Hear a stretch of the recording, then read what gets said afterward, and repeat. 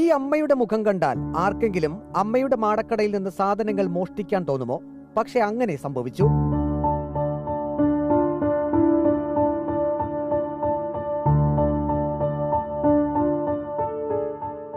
രാവിലെ പത്തനംതിട്ട ഇലവന്തിട്ടയിലെ മാടക്കട തുറക്കാൻ 73-കാരി രാജമ്മ എത്തിയപ്പോൾ കട ശൂന്യം. നിലവിളക്കിന് സമീപം വെച്ചിരുന്ന ചില്ലറ പൈസ ഉൾപ്പെടെ മോഷണം പോയി. തലേദിവസം കയ്യിലുള്ള പൈസ നുള്ളിപ്പെറുക്കി മിഠായി ഡപ്പകൾ നിറച്ചതാണ്.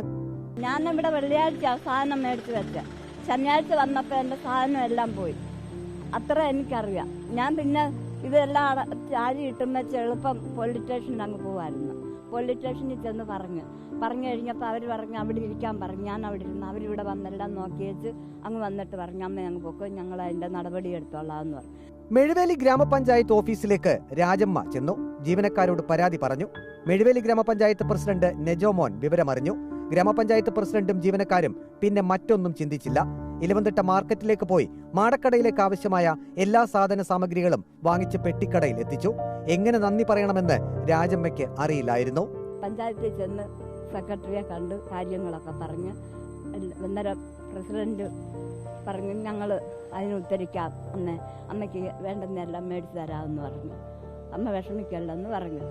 അങ്ങനെ പറഞ്ഞ് അവർ ഇന്നലെ എനിക്കിവിടെ സാധനം എല്ലാം കൊണ്ട് തന്നു. അതുകൊണ്ട് എനിക്കൊരു സന്തോഷമുണ്ട്. ഈ പ്രായത്തിലും അധ്വാനിച്ച് ജീവിക്കുന്ന രാജമ്മയെ എല്ലാവർക്കും ബഹുമാനമാണ്, സ്നേഹമാണ്.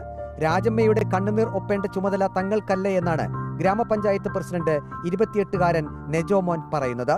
പെട്ടെന്ന് ഈ ഒരു വാർത്ത കേട്ടപ്പോൾ ഇത് ഞങ്ങളുടെ ഹൃദയത്തിലേക്ക് ആഴ്ന്നിറങ്ങിയ ഒരു വിഷയമായിപ്പോയി. അപ്പം ഞങ്ങൾ പഞ്ചായത്തിൽ നിന്ന് തന്നെ എല്ലാവരും കൂടെ കുറച്ച് പൈസയൊക്കെ കളക്ട് ചെയ്ത് ഞങ്ങളുടെ ഒരു സന്തോഷം, അമ്മയുടെ ആ ഒരു വിഷമം അങ്ങനെ മാറണം എന്നുള്ള ഉദ്ദേശത്തോടു കൂടി ഞങ്ങൾ വണ്ടിയിൽ ഇവിടേക്ക് കടന്നു വന്നപ്പോൾ അമ്മ വളരെ വിഷമത്തോടു കൂടി ഇരിക്കുക, ഞങ്ങളെ കണ്ടില്ല. അപ്പോൾ പെട്ടെന്ന് ഞാൻ പറഞ്ഞു, നമുക്ക് സാധനങ്ങളൊക്കെ വാങ്ങി ഇവിടെ വരാം എന്ന് പറഞ്ഞ് ഞങ്ങൾ സാധനങ്ങളൊക്കെ വാങ്ങി ഇവിടെ വന്നു. ഞങ്ങൾ കാര്യങ്ങളൊക്കെ തിരക്കിയപ്പം അമ്മ വളരെ വിഷമത്തോടെ ഇരുന്നു. അതിനുശേഷം ഞങ്ങൾ പോകാൻ നേരം ഞങ്ങളുടെ ഒരു ഗിഫ്റ്റായിട്ട്, ഞങ്ങളുടെ ഒരു സമ്മാനമായിട്ട് ഞങ്ങളിതെല്ലാം അമ്മയ്ക്ക് സമ്മാനിച്ചു. പിന്നെ അമ്മയ്ക്ക് എന്താണ് കൂടുതൽ കാര്യങ്ങൾ ഇവിടെ കച്ചവടം നടക്കുന്നത് എന്നുള്ളതിനെപ്പറ്റി നമുക്ക് അറിയാത്തതുകൊണ്ട് ഞങ്ങളൊരു ചെറിയൊരു പൈസ അമ്മയ്ക്ക് അത് വാങ്ങാൻ വേണ്ടി കൊടുത്തു. അങ്ങനെ അമ്മ വളരെ സന്തോഷത്തോടെ ഇരിക്കുന്നു. ഞങ്ങൾ മേടിച്ചു കൊടുത്ത കുറേയേറെ സാധനങ്ങൾ ഇന്നലെ തന്നെ അമ്മയ്ക്ക് വിൽക്കാനും ഒക്കെ സാധിച്ചു. അപ്പം എപ്പോഴും ഞങ്ങളെയൊക്കെ ഫോണിൽ വിളിക്കും, ഞങ്ങളുടെ വിശേഷങ്ങളൊക്കെ തിരക്കും. അതെ ഉറപ്പായിട്ടും. ഇതേപോലെ ഞങ്ങൾക്ക് ഒരുപാട് അമ്മമാരുണ്ട്. ആ അമ്മമാരോടൊക്കെ ഞങ്ങൾക്ക് യഥാർത്ഥത്തിൽ പറഞ്ഞറിയിക്കാൻ പറ്റാത്ത സ്നേഹമാണ്. രാജമ്മ വിവാഹിതയല്ല. സ്വന്തമായി ഭൂമിയോ വീടോ ഇല്ലാത്തതിനാൽ ഓരോ ദിവസവും ഓരോ വീടുകളിലാണ് അന്തി ഉറങ്ങുന്നത്. ഉച്ചയ്ക്കുള്ള ഭക്ഷണം സമീപത്തെ സ്കൂളിലെ കുട്ടികൾ എത്തിച്ചു നൽകും. ഭൂമി കണ്ടെത്തി രാജമ്മയ്ക്ക് ഒരു വീട് നിർമ്മിച്ചു നൽകണം. അതാണ് ഇനി തങ്ങളുടെ ലക്ഷ്യമെന്ന് ഗ്രാമപഞ്ചായത്ത് പ്രസിഡന്റ് പറഞ്ഞു. എനിക്കൊരു റിക്വസ്റ്റ് എന്ന് പറഞ്ഞാൽ, നമ്മുടെ വാർത്തകളൊക്കെ കാണുമ്പോൾ ആരെങ്കിലും ഒരുപാട് ആളുകൾ സഹായിക്കാനൊക്കെ മുമ്പോട്ട് കടന്നു വരുന്നവരുണ്ട്.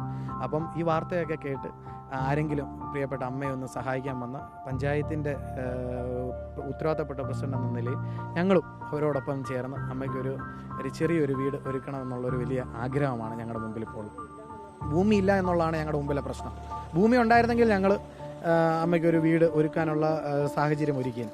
പക്ഷെ അമ്മയ്ക്ക് ഭൂമിയില്ല. അതാണ് ഞങ്ങളുടെ മുമ്പിലുള്ള ഒരു പ്രശ്നമായിട്ട് ഇപ്പം നിൽക്കുന്നത്. കള്ളനെ പിടിക്കേണ്ടേ എന്ന് ചോദിച്ചപ്പോൾ രാജമ്മയുടെ മറുപടി ഇങ്ങനെ: കള്ളന്മാരോട് എൻ്റെ സാധനം എന്തിനാ എടുത്തോണ്ട് പോയെന്ന് ചോദിച്ചു. അല്ലാതെ എന്തോ പറയാനാ അവരോട്. ആരോഗ്യമുള്ളപ്പോൾ വീടുകളിൽ ജോലി ചെയ്താണ് രാജമ്മ കഴിഞ്ഞിരുന്നത്. ഇപ്പോൾ തീരെ വയ്യ. മാടക്കടയാകുമ്പോൾ ഒരിടത്തിരുന്ന് ജോലി ചെയ്യാമല്ലോ എന്നാണ് രാജമ്മ പറയുന്നത്. ഒഴിഞ്ഞ മാടക്കട കണ്ടപ്പോൾ ഇനി ഒരിക്കലും കച്ചവടം നടത്താൻ കഴിയില്ല എന്നാണ് രാജമ്മ കരുതിയത്. എല്ലാവരോടും നന്ദിയുണ്ട്, രാജമ്മ പറഞ്ഞു നിർത്തി. ഇപ്പൊ എനിക്ക് മുറുക്കാൻ കട കിട്ടിയത് കൊണ്ട് എനിക്ക് വളരെ സന്തോഷം. അല്ലെ വെള്ളയിടത്തും പോയി തേച്ച് മഴക്കി തൂത്തുവാരിയൊക്കെ വേണ്ടേ നമ്മൾ കഴിയാൻ. ഇതാകുമ്പോ ഇപ്പൊ അത് വേണ്ടായില്ല.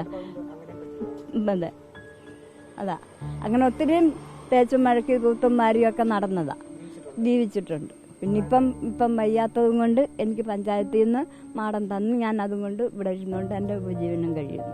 ഇലവന്തിട്ടയിലെ റോഡരികിലെ ഈ മാടക്കടയിൽ രാജമ്മ തന്റെ ജീവിതം തുടരുകയാണ്.